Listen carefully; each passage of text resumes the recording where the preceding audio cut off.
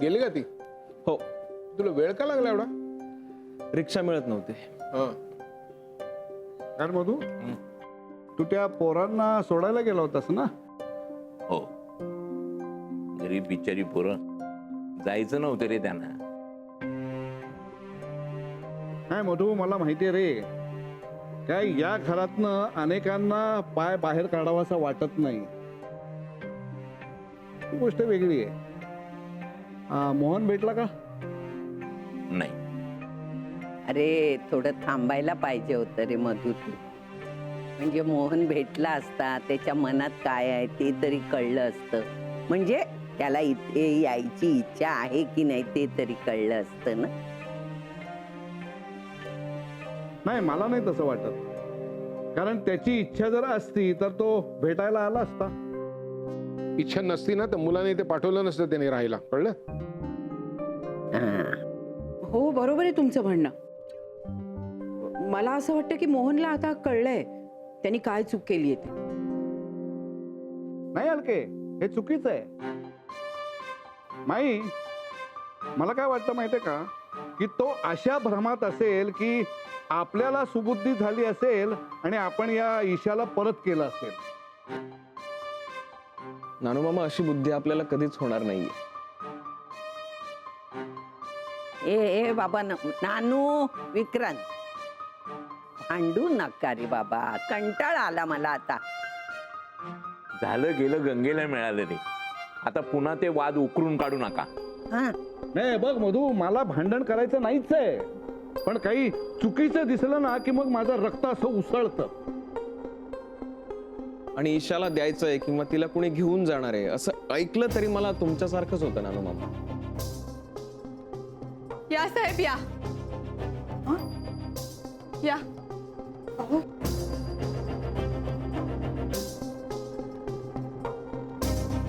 साहेब, यांनी माझ्या मुलीला नेलं होतं.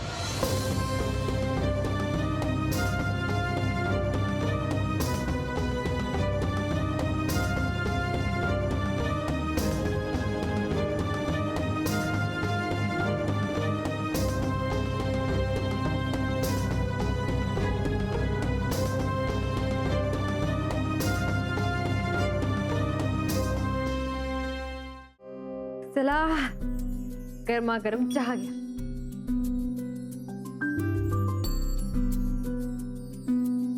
काय ग, कसे आहेत सगळे? बरेच. आजी, आर्यन, अथर्व यांना भेटून मला खूप छान वाटलं. तुला माहितीये, मी येण्याआधी दोघंही माझी आठवण काढत होते. अगं, जीव लावलेस तू त्यांना, म्हणून आठवण काढत असतील ते. त्या अथर्वला हिने नाही का काहीतरी प्रोजेक्ट मध्ये मदत केली होती, म्हणून मग मानसीताई पाहिजे खेळायला, गोष्टी सांगायला. Thank you sir, thank you very much. Isha,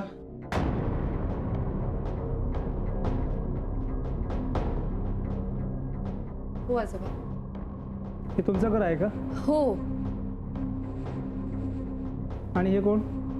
ही माझी आजी, हे माझे आजोबा आणि ही माझी धाकटी बहीण.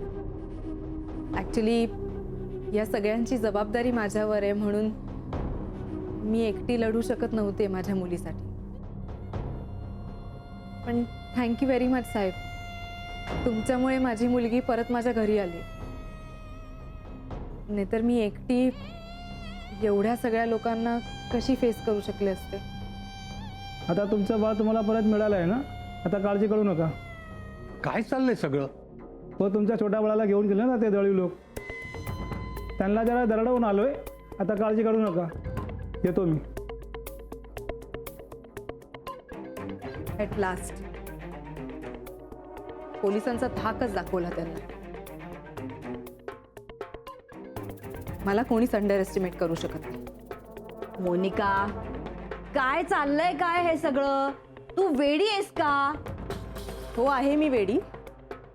माझ्या परवानगीशिवाय ईशाला तुम्ही नेलत ना दळवींकडे? मला विचारलं तेव्हा. आणि त्यांचं काय, विक्रांतला तर बरंच आहे ना. पण मला हे सगळं अजिबात चालणार नाही. अगं पण त्यामुळे पोलीस पोलीस मला घराबाहेर काढलं ना त्यांनी. मग मी म्हणलं ठीक आहे, मी सुद्धा तुमचा अपमान करते अख्ख्या जगासमोर.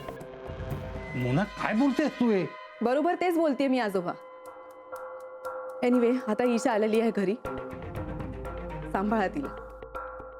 तू दळवींकडे पोलीस घेऊन गेलीस? हो मनू, घेऊन गेले मी पोलीस. आणि तू सुद्धा होतीस ना तिकडे. अपमान होत होता माझा, पण तू काहीच बोलली नाहीस, गप्प बसलीस. होऊ दे यार. खरं तर ना माझी काही अपेक्षाच नाहीये ग तुझ्याकडून.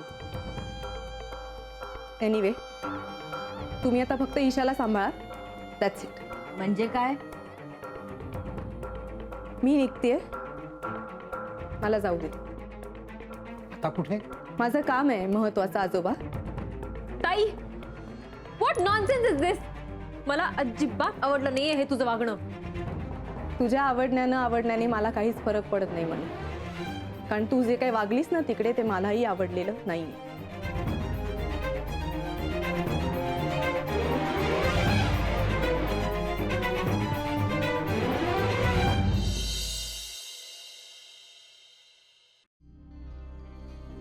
Good morning.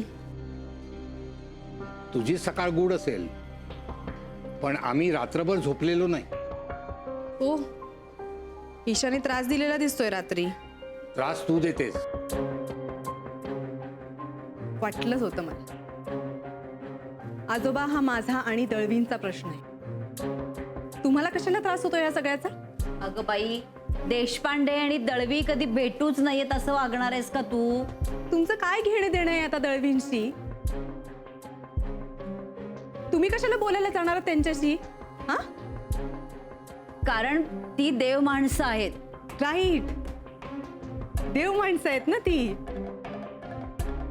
त्याच देव माणसांनी तुझ्या नातीचा अपमान केलाय पदोपदी. प्रत्येक वेळेला मी का सहन करून घ्यायचं? का तू हे सगळं पोलिसांचं वगैरे प्रकरण केलंस? अगं शोभतं का आपल्यासारख्यांना हे? आजी, आधी पण मी सांगितलंय, पुन्हा एकदा सांगते. हा माझा आणि दळवींमधला प्रश्न आहे. तुम्ही मध्ये पडू नका प्लीज. ईशाला आम्हाला सांभाळावं लागतं. तू असतेस तरी का तिच्याकडे बघायला? मी तर म्हणते तू आता घटस्फोट घे आणि मोकळी हो. म्हणजे मग त्यांना असा सारखा त्रास तरी देणार नाहीस. फाईन, ठीक आहे, घेते ना मी डिवोर्स, घेते. अगं तुला काही वाटतच नाही? आता त्यांची माफी तरी कशी मागायची? का जायचंय माफी मागायला? मला तुमच्या दोघांचं ना हेच आवडत नाही मुळात. त्यांनी लाथा मारायच्या मला आणि तुम्ही गुळगुळ गप्पा मारायच्या त्यांच्याशी. आणि मानसीचं काही वेगळं नाहीये. स्वतःच कुटुंब असल्यासारखी वावरत होती काल ती. ताई, गप्प बस मनू.